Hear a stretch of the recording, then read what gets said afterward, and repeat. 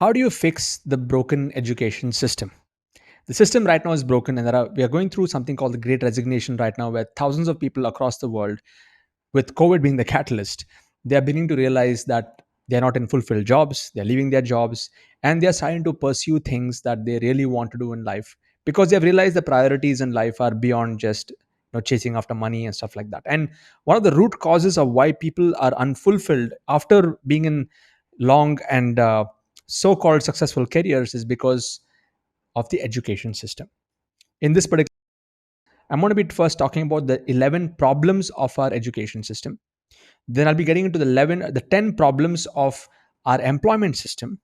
And finally, we'll come to the solution because there are a lot of people are talking about the problems, but I want to be more solution focused. And I want to give you like 11 steps on how we can redefine the whole education system by following these different steps. And it's not a one person or a two-person thing. It is a collective, effort that has to be done by the community for us to really make this difference in our, in our entire system of education. Now, if you backtrack in time, the education system was designed back in what we are seeing it right now was designed in the 1900s by the British, and that they brought it to India mainly to create the workforce for the industrial era, and it did its job really well.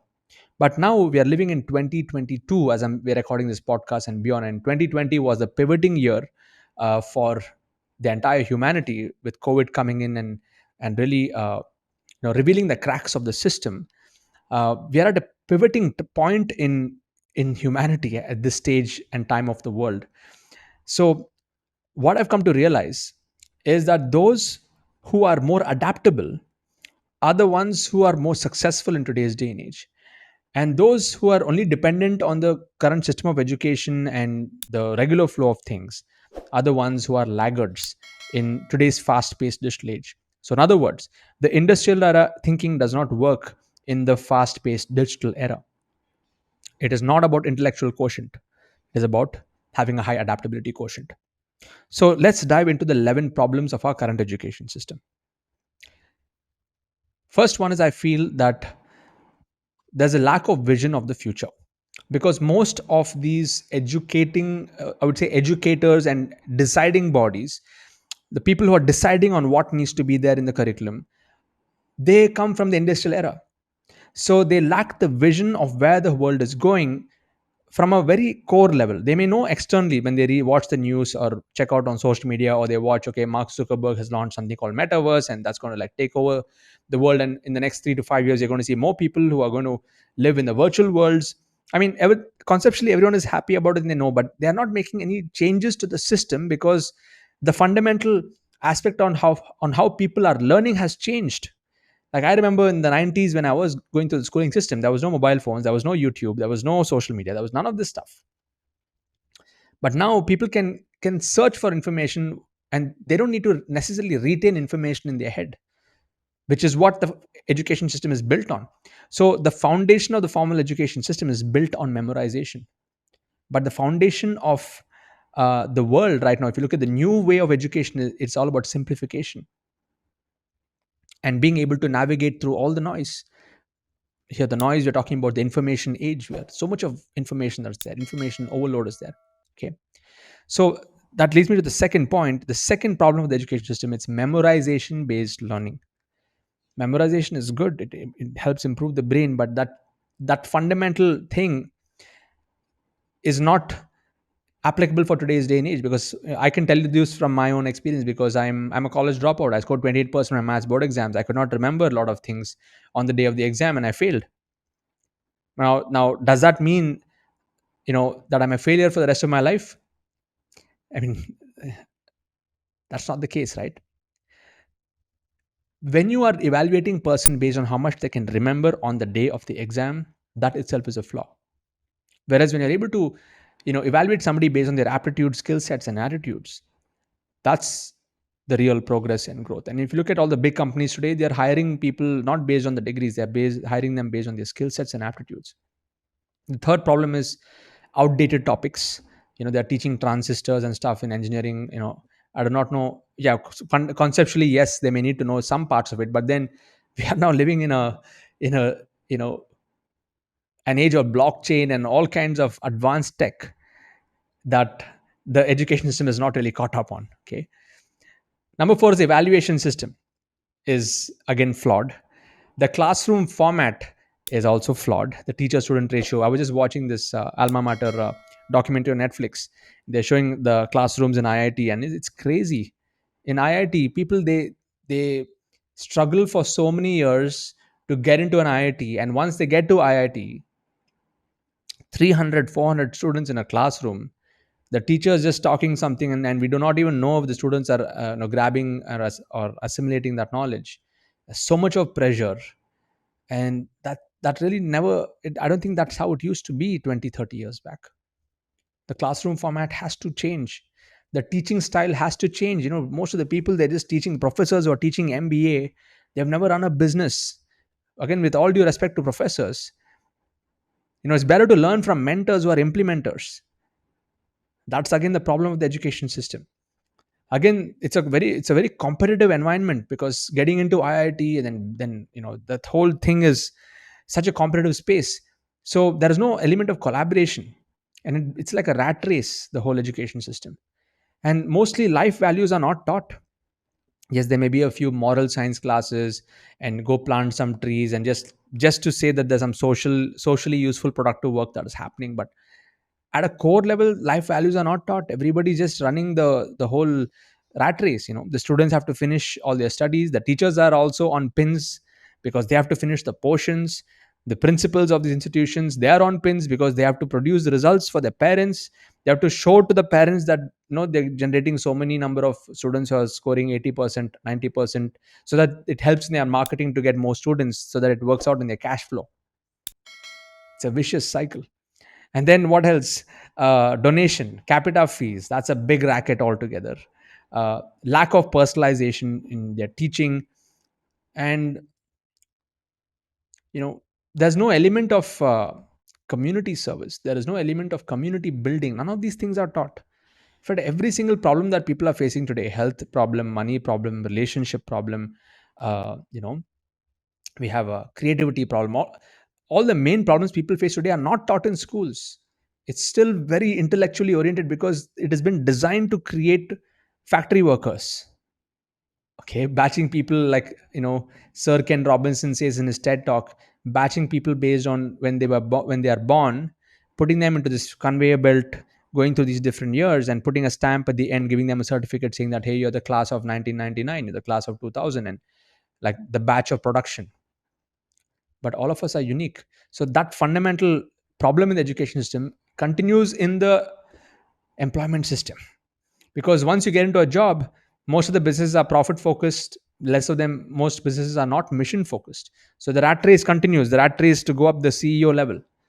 Okay, it continues. The second problem is the rat race continues. The third problem is there's an industrial era hiring process. Even the hiring is just happening based on certificates and stuff, like at least before. Now the smarter companies are able to change their hiring policies. And most of the people, they are relearning on their job. Whatever they learned in school and college, they never apply that in their job. They go into the job because of that certificate, and then they start learning once again. And what is the outcome of that? The fifth problem is unfulfilled careers. And the whole system is designed where if somebody gets a salary or a pay slip, they can take a loan. So they get into loans, they get into the EMI trap. That's another sixth thing. So that they have to continue working to fulfill those home loans and everything else. And when you're working in big corporations and companies, it's all environment depleting infrastructure and habits. How much of paper is wasted? How much of plastics are used? There are very few companies that are consciously looking at the environmental impact of the whole corporate structure. So the problem with the employment system is this: stress and pressure, lack of innovation, and people are living in a lot of fear. So are all of you able to understand now that there is a connection between the education system and the employment system, and it's really what is causing all the problems in society today? Health problems, stress problems, relationship problems.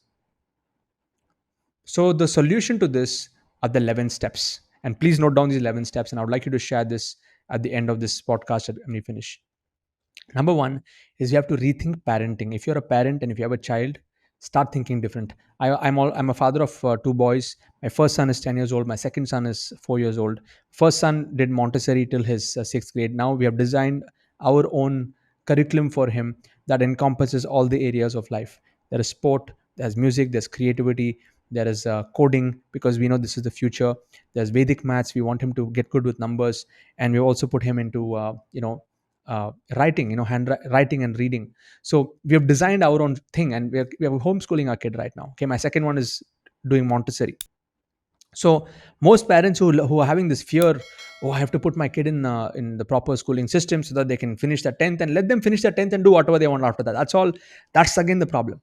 Okay, let them just get a degree and do whatever they want. You have to rethink parenting from ground level, because the world is changing so fast. You got to equip them with the skill sets and the mindsets and the tool sets which are really going to be valuable and useful for the future world, and have the courage to say no to unschool your child. There are many unschooling projects that are happening right now in the world. Just go search for unschooling on Google, you'll find a lot of things. Okay, so when you rethink parenting, then you can rethink schooling and design. That's a step 2. Step 3 is rethink career paths. Why should everybody just become an engineer, doctor, lawyer? That's all old school stuff. Now the future is all about coders, drone operators, and there are so many other jobs that are still yet to be discovered. The world is changing so fast. So engineer MBA is, it's not going to be valid in the next 10-15 years. Please understand, the world is changing. Step number 4 is, if you want to solve the education system, is once we are able to rethink career paths, we got to create more digital leaders. And that's why platforms like Success Gyan and my community, Internet Lifestyle Hub, we are on a mission to really create a new breed of digital leaders. We need more leaders. We don't want more followers.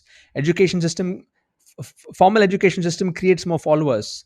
We need to create more leaders. When you're able to create more leaders, then the fifth step is leaders build their own ecosystems, or what I call as micro learning tribes. So for example, if my son is good in guitar at age maybe 13, 14, he can create his own learning tribe where he's teaching guitar to other teenagers.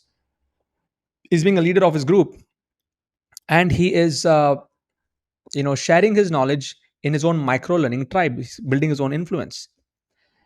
And let's say he creates a guitar tribe, and we have somebody else who's creating a piano tribe or keyboard tribe, or another teenager. Step number 6 is, these leaders or these ecosystems need to collaborate. So he invites the keyboard guy to his tribe, keyboard guy invites the guitar guy to his tribe. Or basically, we want to create a culture of leaders who are building communities and are teaching their communities. And when these communities start to cross pollinate, what will happen is, the logical outcome is, these leaders will have more fulfilled careers, because the teaching is one of the most noble professions and the most fulfilling professions when you're doing it on your own, when you're doing it with the right intent. There'll be a monetary outcome also to it. Step number 8, the students will have more fulfilled learning experiences because they're learning from mentors or implementers. Now, why did I give the example of my son teaching guitar at 13-year-old? Because if he's good at something, okay, and if he's teaching others based on his own experience, the students will find it more interesting, rather than going to some university and listening to some old professor who does not have actual experience in whatever he's teaching. He may have the theoretical knowledge but not the practical knowledge. Step number 9 is, this will create more opportunities for growth for the teachers, for the leaders, as well as for the students. And step number 10 and 11 are, when there's personal growth, it will impact the community growth. Community will grow. And when there is community growth, and I'm seeing this happen in my community, there is an economical impact also. Like in my community, the 50 people that I have closely nurtured and mentored, my quantum members, collectively we have done over 108 crores in revenue. Just imagine the amount of taxes that all of us have paid. Imagine the amount of money that we have circulated in the economy just because of being leaders. Just only 50 of us. I'm not talking about my 16,000 plus members in my community. This is the way to fix the education system, by creating a new breed of teachers and leaders, by rethinking parenting, rethinking schooling, encouraging people to build digital ecosystems, and ultimately to make this have an economic impact. So these are the different steps. These are the 11 steps to fix our broken education system. I hope this has given you a new vision or a new lens to look at this entire problem. As I mentioned, I'm not just problem focused, I'm solutions focused. And if you're able to resonate with this, please attend all of our Success Gyan events, because we are a community of lifelong learners. We want to make a difference to the world. And we have amazing trainers over here with various different topics where we are trying to solve life problems so that people can live a more impactful and a more empowered life. So before I leave, I just want you to share your top learnings on Facebook, on Instagram, on LinkedIn, and other places. Please tag me in that particular post if you have learned something in this episode, and also, tag Success Gyan so that we know you are a lifelong learner on our platforms. Wish you all the best, and I'll catch you in the next episode.